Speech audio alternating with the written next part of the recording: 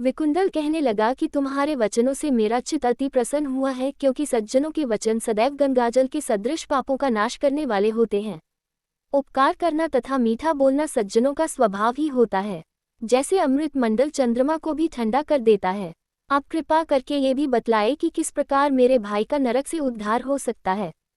तब दूत कुछ देर ज्ञान दृष्टि से विचार कर मित्रता रूपी रिश्ते से बंधा हुआ बोला कि हे वैश्य, यदि तुम अपने भाई के लिए स्वर्ग की कामना करते हो तो जल्दी ही अपने 8 जन्म के पुण्य फल को उसके निमित्त अर्पण कर दो। तब विकुंडल ने कहा कि हे दूत, वह पुण्य क्या है और मैंने कौन से जन्म में और कैसे किया है, सो सब बतलाओ, फिर मैं अपना पुण्य अपने भाई को दे दूंगा।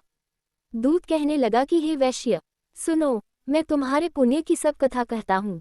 पूर्व समय में मधुवन में शाल्की नाम का ऋषि था। वह बड़ा तपेश्वरी, ब्रह्मा के समान तेज वाला था। नवग्रह की तरह उसकी स्त्री रेवती के 9 पुत्र थे, जिनके नाम ध्रुव, शशि, बुध, तार, ज्योतिमान थे। इन 5 ने गृहस्थाश्रम धारण किया तथा निर्मोह, जितमय, ध्याननिष्ठ और गुणातज्ञ ये 4 संन्यास ग्रहण कर वन में रहने लगे।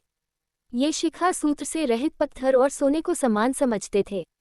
जो कोई अच्छा या बुरा उनको अन्न देता वही खा लेते, और कोई कैसा ही कपड़ा दे देता उसको ही पहन लेते। सदैव ब्रह्म के ही ध्यान में लगे रहते।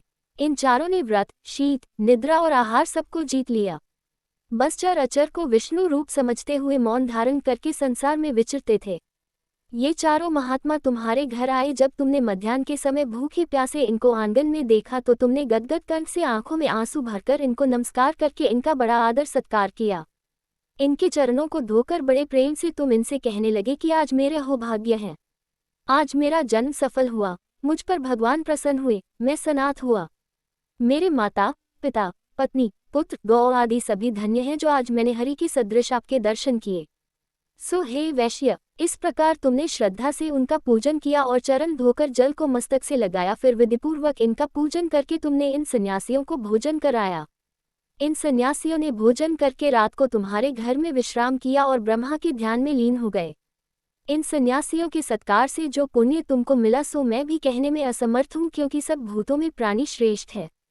प्राणियों में बुद्धि वाले, बुद्धि वालों में मनुष्य, मनुष्यों में ब्राह्मण, विद्वानों में पुण्यात्मा और पुण्यात्मों में ब्रह्मज्ञानी सर्वश्रेष्ठ हैं। ऐसी ही संगति से बड़े बड़े पाप नष्ट हो जाते हैं। ये पुण्य तुमने अपने पहले 8वें जन्म में किया था। सो यदि तुम अपने भाई को नरक से मुक्त कराना चाहते हो तो ये पुण्य दे दो।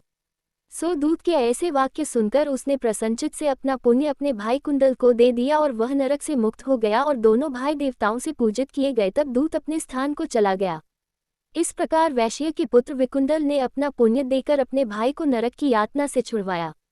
सो हे राजन, जो कोई इस इतिहास को पढ़ता या सुनता है वह 1000 गोदान का फल प्राप्त कर